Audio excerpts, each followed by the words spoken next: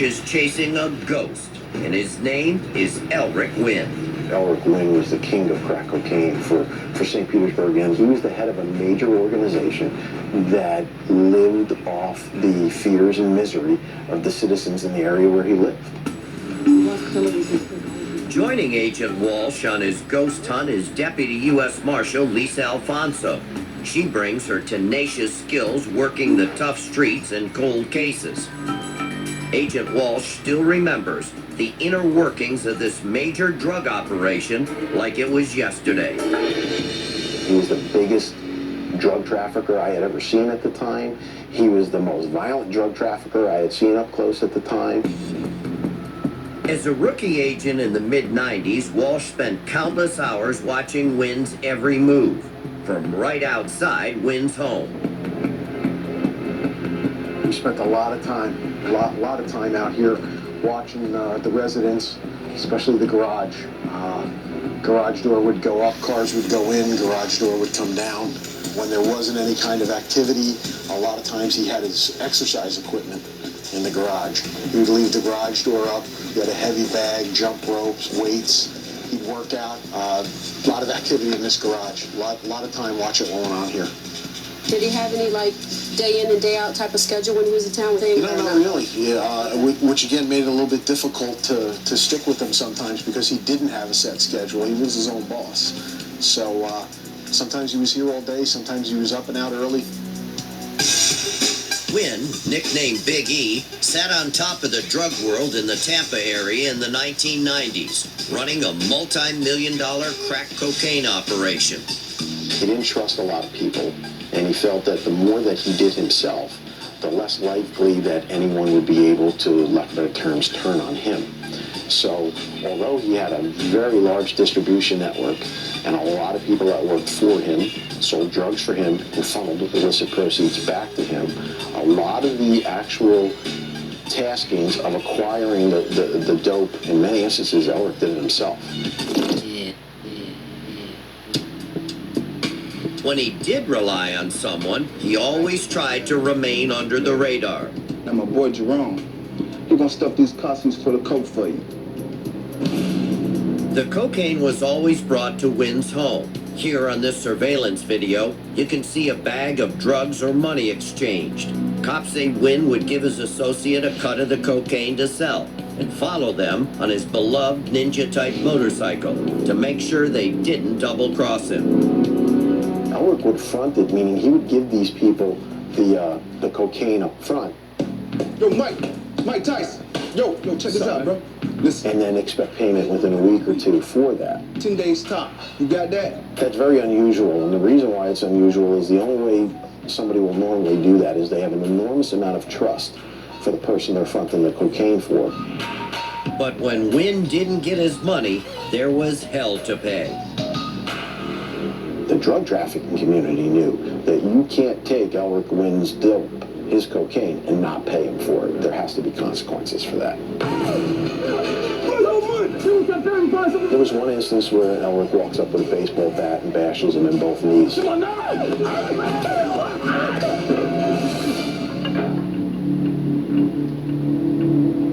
While Wynn never got busted for any of his alleged violence, all of the surveillance that the feds did to make their case paid off, as they nailed Wynn with a 7-count grand jury indictment on drug distribution charges. Every single associate of Wynn's got locked up except for Wynn. During the key moments leading up to his arrest, authorities believe he was tipped off and he fled, something that haunts Agent Jeff Walsh to this day. That's why Agent Walsh and Deputy Alfonso have reopened this investigation after more than a decade. He was in his late 20s, early 30s at that time, and the amount of money that his organization was bringing in, it was known as the Microsoft of South St. Pete when it came to crack cocaine distribution organization. He was bringing in about $8 million a year is what we estimate. Which on an average was about 11 pounds of cocaine coming into the South St. Pete area on a monthly basis. This is the full-blown... After scouring the files and working sources for clues, One thing they know for certain is that Wynn will continue to gamble, and gamble big. Poker was his game, and this hole-in-the-wall game hall was one of his hangouts. This was a game room back then. Okay. And he loved to gamble, large sums of money, $150,000, $160,000 at a time. He loved to play pool, he loved to play cards, and he loved a domino game called Tonk. Gambled a lot of money on Is this Tonk. where he used to bring the brown paper bag filled with cash that was wadded up? Yeah. And he would just sit it on the table Exactly right, and yeah. gamble whatever he You'd see him lost, go in with the brown bag, and if he came out with the brown bag, he won. Yeah. And if he came out empty-handed, chances Maybe are he he lost lost. that night. Yep. With Wynn in the wind for so long, Agent Walsh hopes their new efforts to catch his ghost pays off. Elric is my white whale, and I sincerely hope that before I leave this job someday, that I'm able to see Elric Wynn standing in front of a court of law before his peers, justifying his actions. Lisa, I know Agent Jeff Walsh, no relation to me, but a very good cop, has been working on this case a long time. He really wants to get this guy. And now you've partnered up.